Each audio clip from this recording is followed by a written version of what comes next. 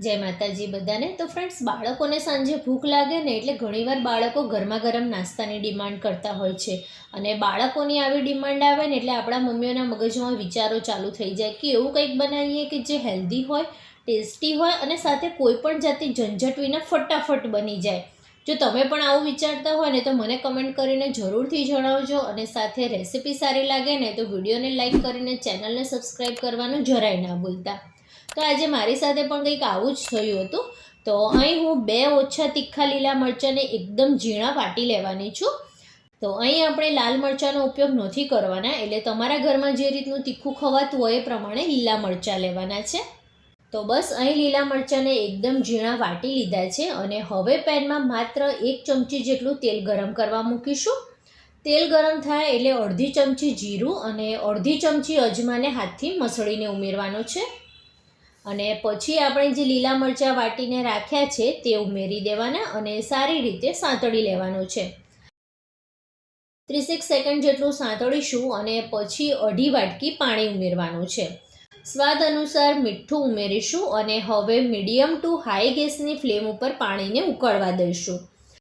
તો બસ 5 જ મિનિટમાં તમે જોશો ને તો આ રીતનું પાણી ઉકળવા લાગશે અને આ રીતનું પાણી આપણે હજી 5 થી 7 મિનિટ ઉકળવા દેવાનું છે।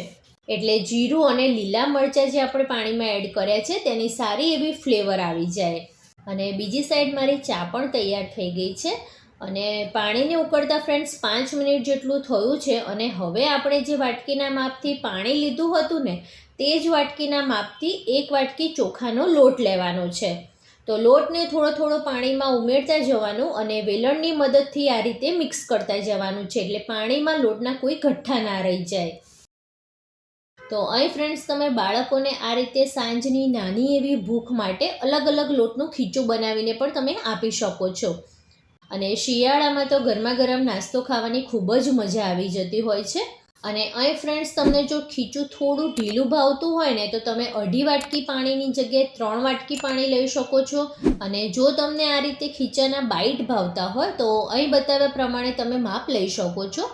તો બસ એકવાર લોટ પાણી સાથે સારી રીતે મિક્સ થઈ જાય એટલે પછી આપણે લોખંડની તાવડી પર આ પેનને મૂકી દઈશું અને ઢાંકીને 10 થી 15 મિનિટ માટે એકદમ લો ગેસની ફ્લેમ ઉપર સિજવા દઈશું।